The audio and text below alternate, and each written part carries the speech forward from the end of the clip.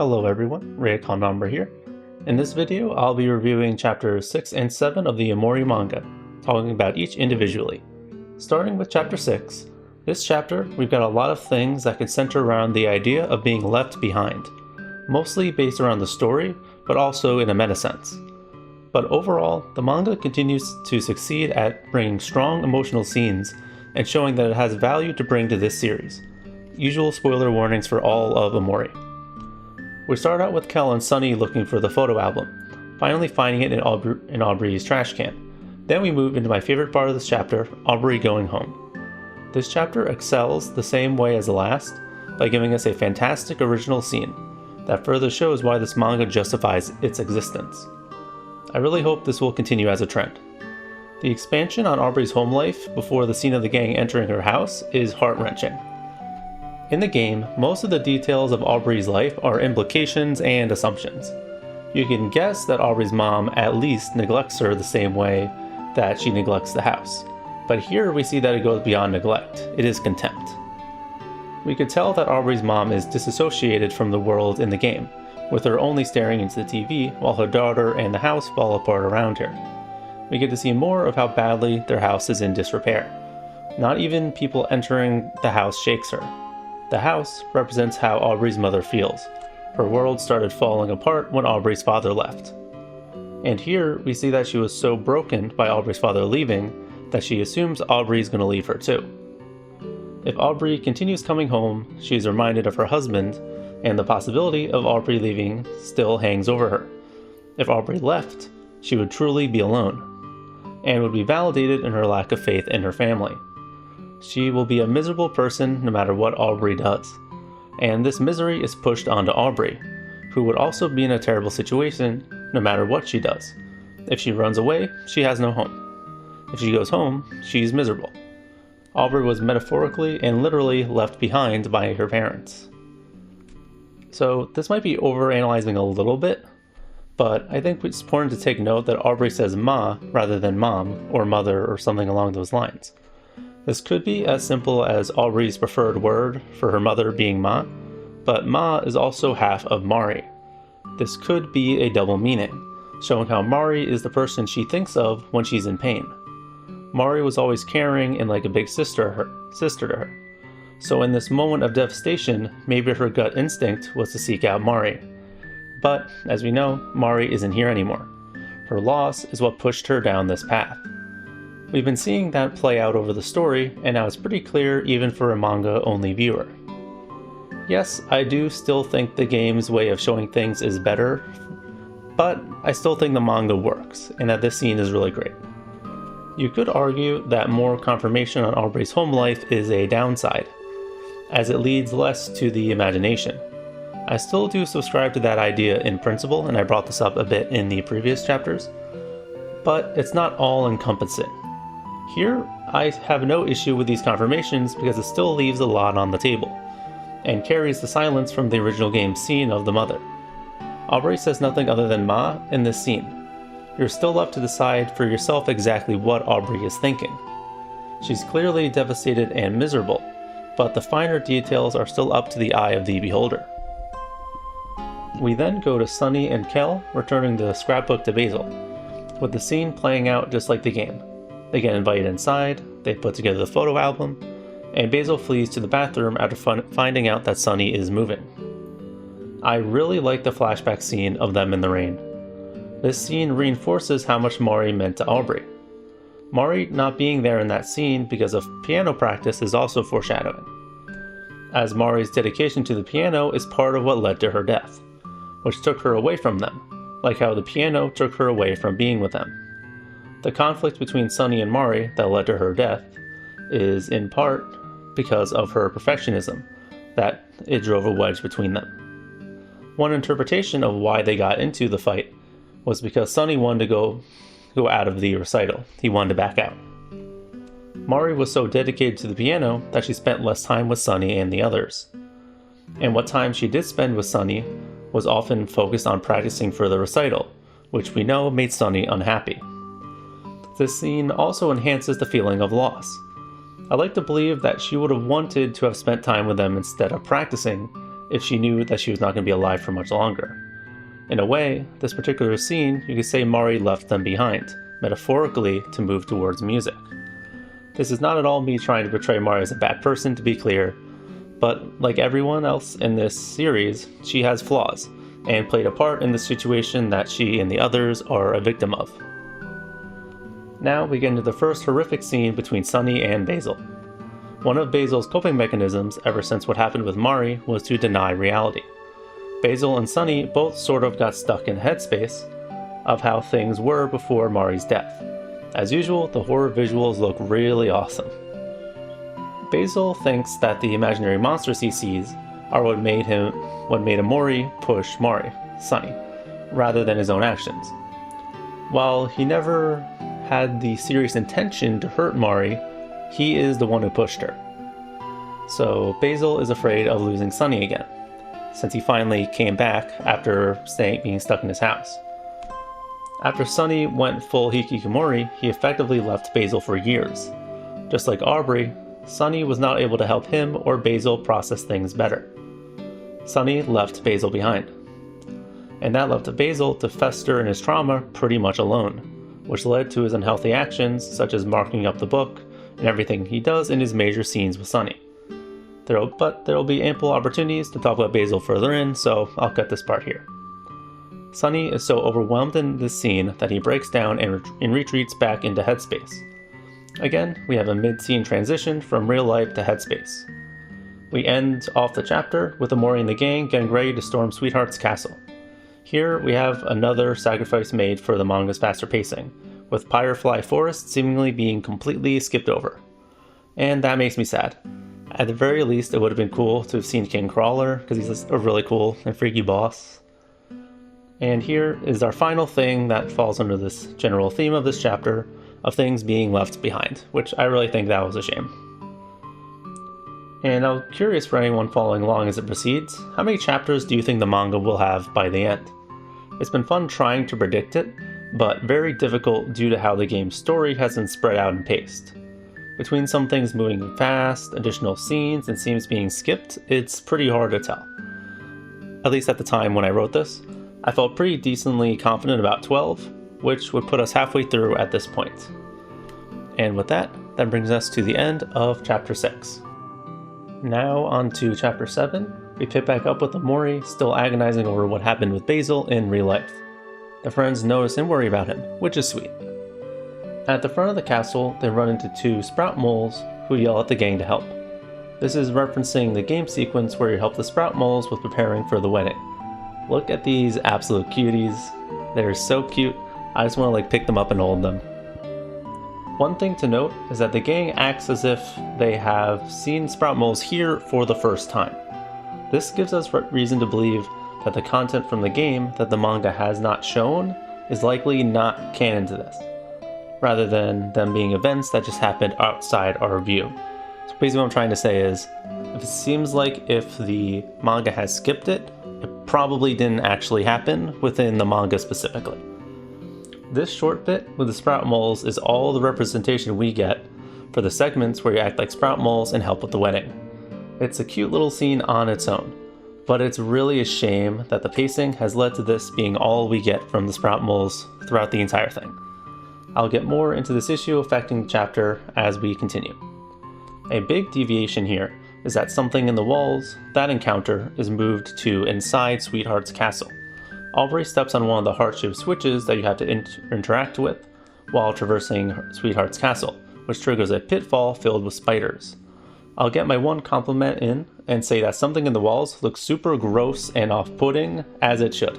It looks exactly like the game. This is freaky. It's great. I think this part, though, is a bit forced and overall is a blunder of a scene. There are traps in her castle in the game, so that itself is not out of nowhere. That's not the problem. But bringing in the spiders feels like it's out of nowhere. I would have preferred this happened in Firefly Forest, which as we know now was completely skipped. So that it'd be within a more fitting location. This scene is also lame because the gang is not able to fight them off on their own. Omori does not really overcome his fear in my opinion. So if this is meant to feel like a win, which I kind of think it is in a way, it does not succeed at that for me. If they don't re-confront something in the walls, then Omori's growth will feel less earned by the end. Because again, it doesn't really feel like he successfully overcame his fear. He kind of just survived it, which I don't really think solved it. Buddy, a member of Captain Spaceboy's crew, saves them from the spiders and explains what's going on in the castle. This is specifically one of the space pirates that chases after Pluto in the game, with his design being on point to the game. It is neat that this one is actually an existing named NPC, rather than a newly named one, though I'll be honest, I forgot that one of them was called Space Pirate Buddy until I went back in the game to review for this. But this is a double-edged sword, because if you get the reference to that scene, then you're also getting a reminder that Pluto has been completely absent from the manga so far, just another thing that was skipped. It was an interesting choice to have a character take the lead here, rather than have the gang stumble through this on their own like they have for most of the game and the manga.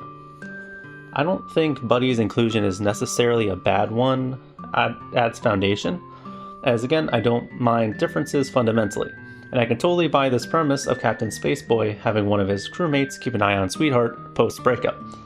We saw how mentally unwell he was in the game and sort of in the manga, so this is a realistic thing for someone with underlings to do, in my opinion. I can totally buy it. And reminder that Captain Spaceboy's sequence is different in the manga than it was in the game. In the manga, the gang helped him put together a love letter to give to Sweetheart. I liked this addition, and I'm glad that it's been used in a satisfying way here to keep the plot line more cohesive between these points in the game. I think this is evidence of some good long-term planning and awareness of needing to make the plot fast, as it gave them a motivation for going here without needing to spend more time building up to this in this chapter. The letter gives the gang a proper motivation to stop the wedding, as they want Captain Spaceboy to have his chance at getting back together with Sweetheart. We have another scene, like I pointed out previously, where Omori is more of an active character than in the game. Omori remembers the scene of Spaceboy thanking him for their help, and silently tells the others that they should stop the wedding. Again, I like the scenes where the gang really shows off their personalities and their motivations. It's sweet and cute. I just wish we had more of them. With the gang in agreement, we go straight into everyone, including Buddy, busting in to prevent the wedding. I love the design for Sweetheart's wedding dress and the way that she's drawn overall here. It's gorgeous, it's cute, just again, the art being fantastic in the manga. And I love that they had like the ho ho ho Ojo-sama laugh in the image. I'm really glad that they brought attention to it in multiple points and in really great ways. It's literally the first thing they hear from Sweetheart in like the previous page that I'm showing now. And later, they take damage from her laugh with it being drawn bigger and more jagged than before. This is another reference to the game, and also is just hilarious and great. The wedding crash condenses the plot from the game, with her starting out marrying herself rather than looking for a suitor.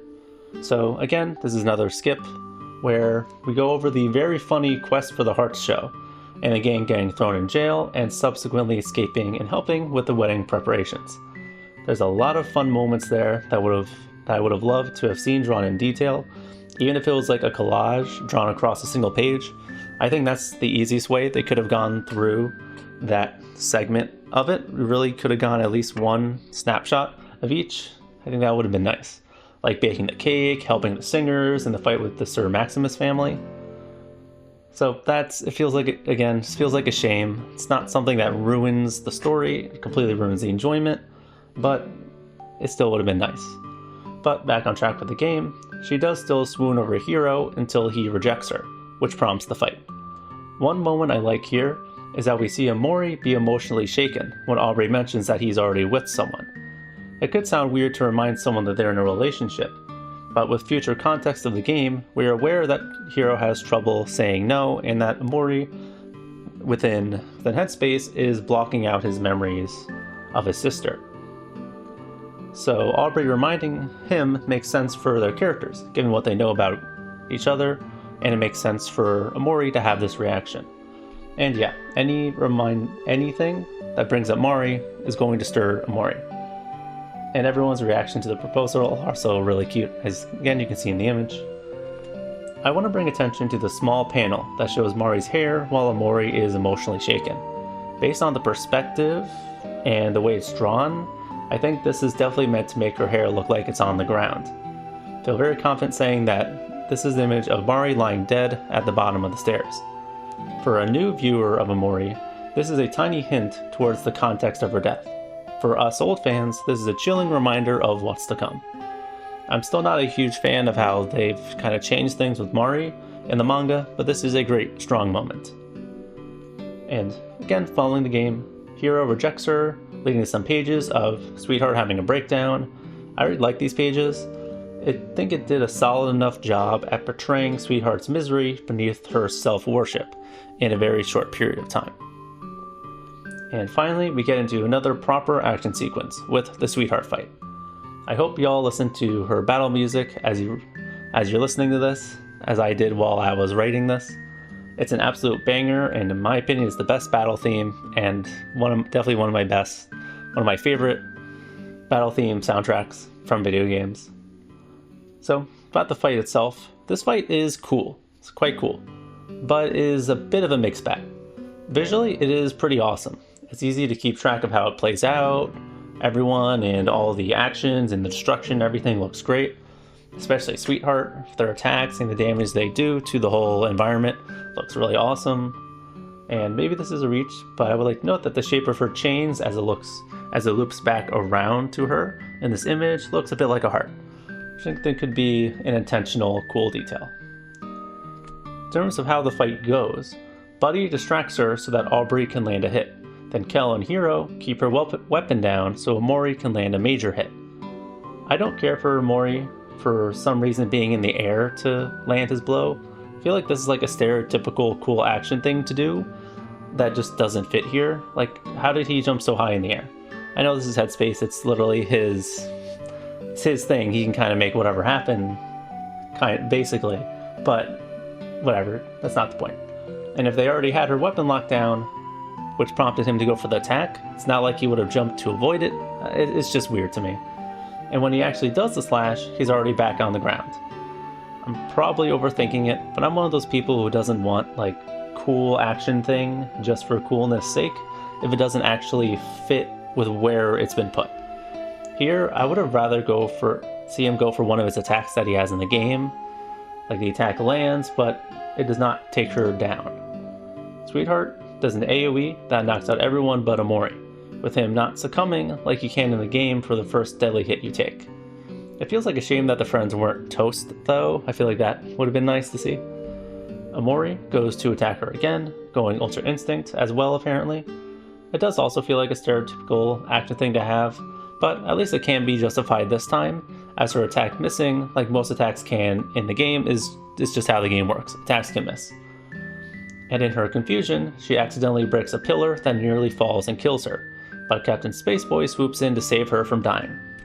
Overall, I think the fight is cool and competently displayed, but it doesn't feel as gamey as I would have liked from Omori. The teamwork we see is cool. It's a concrete plan that makes sense and is executed well visually, but I don't really think it fits with how the game plays. And again, takes away the victory entirely from the game because they get helped by Buddy. Though I think that's a minor point. And speaking of Buddy, I didn't feel anything about his fake out death. I feel like I was supposed to feel for him, but I didn't think he would have died. I didn't really think him dying was something that would have happened.